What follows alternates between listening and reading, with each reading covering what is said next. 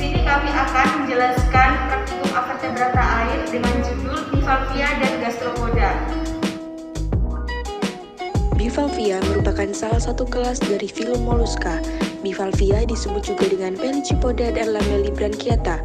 Disebut bivalvia karena hewan ini mempunyai dua cangkang di kedua sisi hewan dengan ensel di bagian dorsal. Bahan yang digunakan di bawah ini merupakan contoh sampel dari kerang darah yang terdiri dari 3 ukuran, yaitu besar, sedang, dan kecil.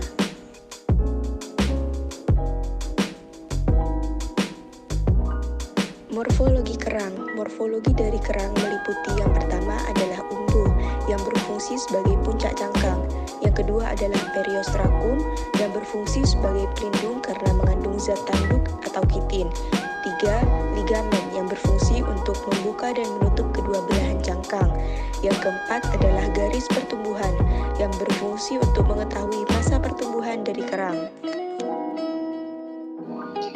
Berikut merupakan anatomi kerang yang meliputi yang pertama ada umbu, yang kedua mulut, yang ketiga kaki, yang keempat usus, yang kelima mantel, yang keenam insang, yang ketujuh hati, yang kedelapan ginjal, dan yang terakhir adalah anus.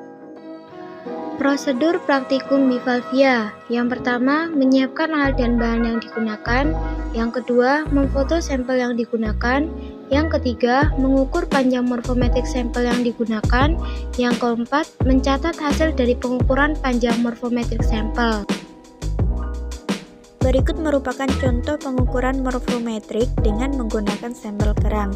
Diperoleh hasil sebagai berikut, di mana panjang dari kerang adalah 3 cm, lebar dari kerang 2,7 cm, dan tinggi dari kerang adalah 2,9 cm.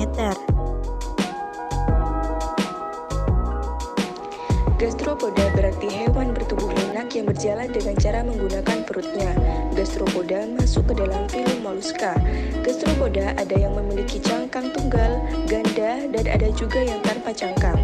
Bentuk cangkangnya ini juga bervariasi, ada yang bulat, bulat kasar, bulat panjang, ataupun bulat spiral. Bahan yang digunakan. Sampel yang digunakan berasal dari jenis Notococcus tigrina dengan ukuran besar, sedang, dan kecil. Morfologi gastropoda. Berikut merupakan morfologi dari gastropoda yang meliputi 1. Badan, 2. Spiral berfungsi sebagai alat pelindung dari predator yang mengancam hidupnya, pelindung dari potensi ancaman lainnya, mencegah dehidrasi, sebagai cadangan kalsium, dan sebagai rumah bagi gastropoda itu sendiri. Yang ketiga adalah anterior, 4. posterior, 5. kolumella, 6. bibir dalam, 7. bibir luar, 8. operculum berfungsi sebagai semacam jebakan untuk menutup lubang cangkang ketika bagian lunak hewan tersebut ditarik ke dalam cangkang.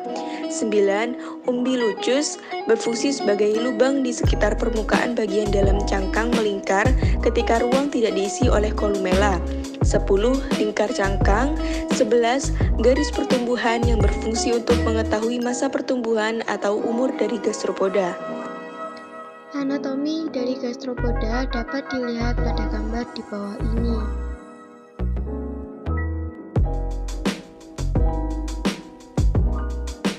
Prosedur praktikum gastropoda. Yang pertama, menyiapkan alat dan bahan yang digunakan. Yang kedua, memfoto sampel yang digunakan. Yang ketiga, mengukur panjang morfometrik sampel. Dan yang keempat, mencatat hasil dari pengukuran panjang morfometrik sampel.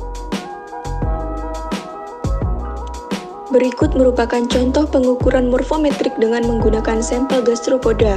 Diperoleh hasil sebagai berikut. Panjang dari gastropoda 2,7 cm, lebar dari gastropoda 1,2 cm, tinggi spiral dari gastropoda adalah 0,3 cm.